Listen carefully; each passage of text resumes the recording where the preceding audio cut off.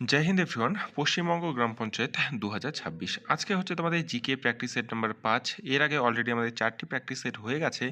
তোমরা যারা দেখোনি, এই ভিডিওর ডিসক্রিপশন বক্স এবং এই ভিডিওর আই বাটনে আমি তার প্লেলিস্ট দিয়ে রাখবো।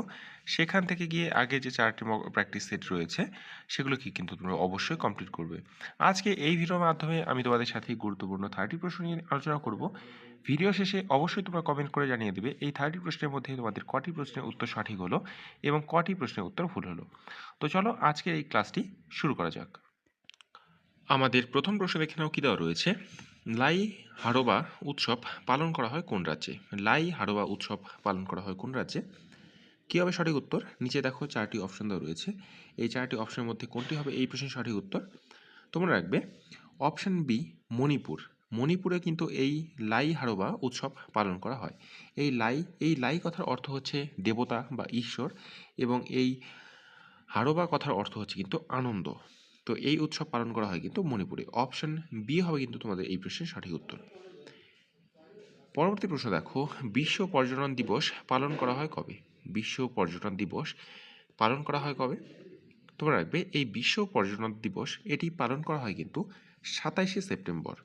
1980 থেকে কিন্তু এই 27শে সেপ্টেম্বরে তারিখে কিন্তু বিশ্ব পর্যটন দিবস হিসেবে কিন্তু পালন করা হয়।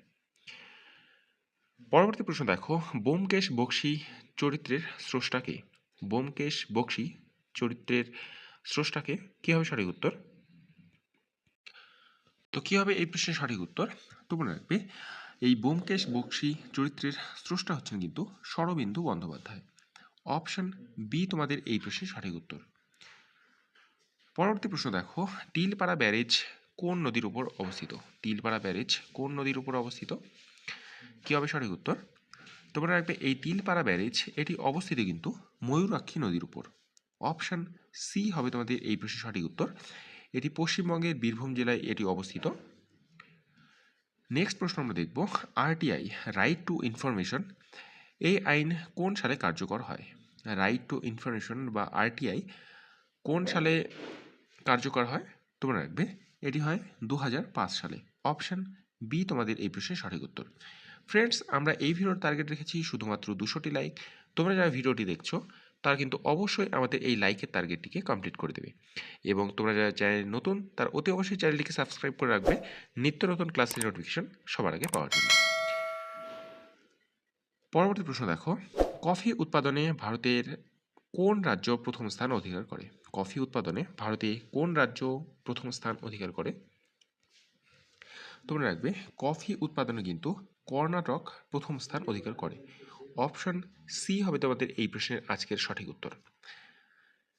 পরবর্তী প্রশ্ন দেখো, যে আন্দামান ও নিকোবর দ্বীপপুঞ্জের প্রধান বন্দর কোনটি?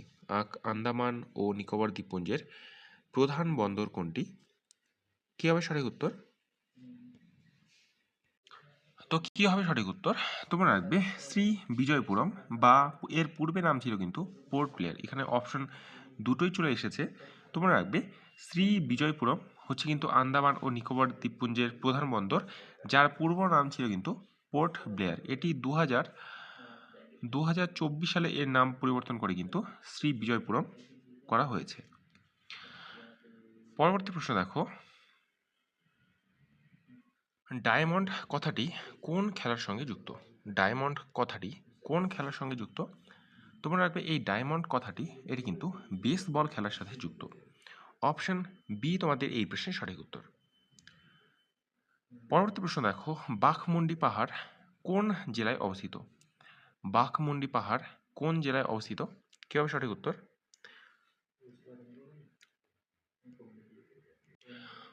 তোমরা রাখবে বাঘমুন্ডি পাহাড় এটি কিন্তু পুরুলিয়া জেলায় কিন্তু অবস্থিত। অপশন সি তোমাদের এই প্রশ্নের সঠিক উত্তর।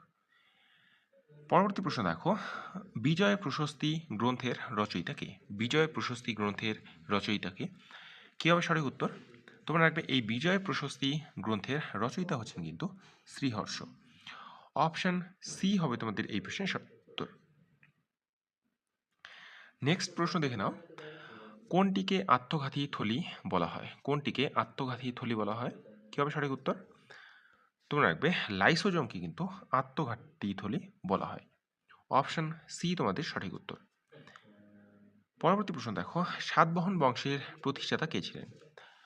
সাতবাহন বংশের প্রতিষ্ঠাতা কে ছিলেন? কি হবে সঠিক উত্তর? তোমরা রাখবে এই সাতবাহন বংশের প্রতিষ্ঠাতা ছিলেন কিন্তু শিমুক। অপশন বি তোমাদের এই প্রশ্নের সঠিক উত্তর। পরবর্তী প্রশ্ন দেখো, সবচেয়ে বেশি কার্বন পাওয়া যায় কোন কয়লায়? সবচেয়ে বেশি কার্বন পাওয়া যায় কোন কয়লায়? তো কি হবে সঠিক উত্তর? তোমরা রাখবে অ্যান্থ্রাসাইট কয়লাতে কিন্তু সব থেকে বেশি কার্বন পাওয়া যায়। অপশন ডি তোমাদের এই প্রশ্নের সঠিক উত্তর। পরবর্তী প্রশ্ন দেখো, পাতা ও ফলের পতন রোধ করে কোন হরমোন? পাতা ও ফলের পতন রোধ করে কোন হরমোন? কি হবে সঠিক উত্তর? তোমরা রাখবে পাতা ও ফলের পতন রোধ করে কিন্তু অক্সিন। অপশন সি হবে তোমাদের এই প্রশ্নের সঠিক উত্তর। তোমরা যারা অপশন সি করেছো তারা কিন্তু প্রত্যেকে সঠিক। পরবর্তী প্রশ্ন দেখো, সুপ্রিম কোর্টের বিচারকদের অবসরের বয়স কত? সুপ্রিম কোর্টের বিচারপতিদের অবসরের বয়স কত? কি হবে সঠিক উত্তর? তোমরা রাখবে সুপ্রিম কোর্টের বিচারপতিদের অবসরের বয়স হচ্ছে কিন্তু 65 বছর। এরপর যদি তোমাদের প্রশ্ন আসে যে হাইকোর্টের বিচারপতিদের বয়স কত, তোমাদের প্রশ্ন আসতেই পারে। তোমরা রাখবে তার অবসরের বয়স হচ্ছে কিন্তু 60 বছর। ঠিক আছে, নেক্সট দেখে নাও, হুমায়ুন নামা কার রচনা? হুমায়ুন নামা কার রচনা? তো কে লিখেছেন এই হুমায়ুন নামা? তোমরা রাখবে হুমায়ুনের বোন গুলবদন বেগম তিনি কিন্তু এই হুমায়ুন নামা লিখেছেন। অপশন বি তোমাদের এই প্রশ্নের সঠিক উত্তর। পরবর্তী প্রশ্ন দেখো, কোন রাজ্যের লোকসভার সদস্য সংখ্যা সবচেয়ে বেশি? কোন রাজ্যের লোকসভার সদস্য সংখ্যা সবচেয়ে বেশি? তো কি হবে সঠিক উত্তর? তোমরা রাখবে যে উত্তরপ্রদেশের লোকসভার সদস্য কিন্তু সবচেয়ে বেশি। অপশন ডি তোমাদের এই প্রশ্নের সঠিক উত্তর। পরবর্তী প্রশ্ন দেখো, জীবাশ্ম সাধারণত কোন শিলায় পাওয়া যায়? জীবাশ্ম সাধারণত কোন শিলায় পাওয়া যায়?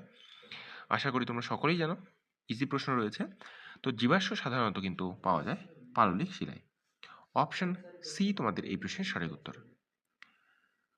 গৌতম বুদ্ধ প্রথম কোথায় তার ধর্মোপদেশ দেন? গৌতম বুদ্ধ প্রথম কোথায় তার ধর্মোপদেশ দেন? কি হবে সঠিক উত্তর? তোমরা রাখবে সারনাথে কিন্তু তিনি প্রথম তার ধর্মোপদেশ দেন। অপশন সি হবে তোমাদের এই প্রশ্নের সঠিক উত্তর। ইস্ট ইন্ডিয়া অ্যাসোসিয়েশন কত সালে প্রতিষ্ঠিত হয়? ইস্ট ইন্ডিয়া অ্যাসোসিয়েশন কত সালে প্রতিষ্ঠিত হয়? কি হবে তোমাদের সঠিক উত্তর? তোমরা রাখবে যে ইস্ট ইন্ডিয়া অ্যাসোসিয়েশন 1866 সালে কিন্তু এটি প্রতিষ্ঠিত হয়। অপশন সি তোমাদের এই প্রশ্নের সঠিক উত্তর। পরবর্তী প্রশ্ন দেখো, প্লাবতার সূত্র আবিষ্কার করেন কে? প্লাবতার সূত্র আবিষ্কার করেন কে?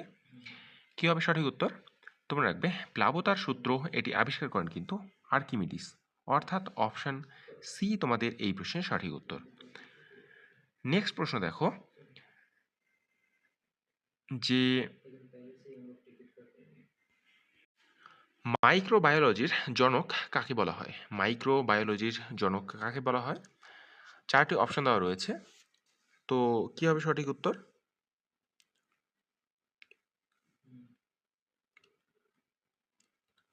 তোমরা রাখবে option B Antony van Leeuwenhoek বা এভি লিউয়েনহক তিনি কিন্তু মাইক্রোবায়োলজির জনক। অর্থাৎ অপশন বি হবে এই প্রশ্নের সঠিক উত্তর। পরবর্তী প্রশ্ন দেখো, সার্ভে অফ ইন্ডিয়া কোন মন্ত্রকের অধীন? সার্ভে অফ ইন্ডিয়া এটি কোন মন্ত্রকের অধীন? কি হবে সঠিক উত্তর? কি হবে সঠিক উত্তরে? তোমরা রাখবে সার্ভে অফ ইন্ডিয়া এটি কিন্তু বিজ্ঞান ও প্রযুক্তি মন্ত্রক। অপশন ডি হবে কিন্তু এই প্রশ্নের সঠিক উত্তর। পরবর্তী প্রশ্ন দেখো, 1932 সালে অল ইন্ডিয়া হরিজন সেবক সংঘ প্রতিষ্ঠা করেন কে? 1932 সালে অল ইন্ডিয়া হরিজন সেবক সংঘ প্রতিষ্ঠা করেন কে? তো কে প্রতিষ্ঠা করেন? তোমরা রাখবে মহাত্মা গান্ধী তিনি কিন্তু 1932 সালে অল ইন্ডিয়া হরিজন সেবক সংঘ প্রতিষ্ঠা করেন। পরবর্তী প্রশ্ন দেখো, গুলরুখি ছদ্মনামে কবিতা লিখতেন কে? গুলরুখি ছদ্মনামে কবিতা লিখতেন কে?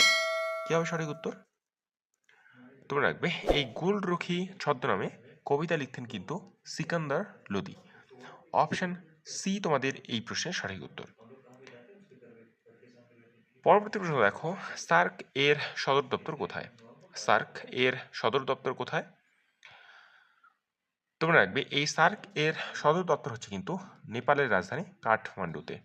অপশন বি হবে তোমাদের সঠিক উত্তর। তো ফ্রেন্ডস, আমরা তোমাদের জন্য একটি হোমওয়ার্ক দিয়ে রাখছি। এই সার্কের ফুল ফর্ম কি তোমরা কিন্তু এই যে ভিডিওর কমেন্ট বক্স রয়েছে সেখানে কিন্তু তোমরা কমেন্ট করে জানিয়ে দেবে, ঠিক আছে? পরবর্তী প্রশ্ন দেখো, আইপিসিসি এর পূর্ণরূপ কি? আইপিসিসি এর পূর্ণরূপ কি? কি হবে সঠিক উত্তর? কি হবে সঠিক উত্তর?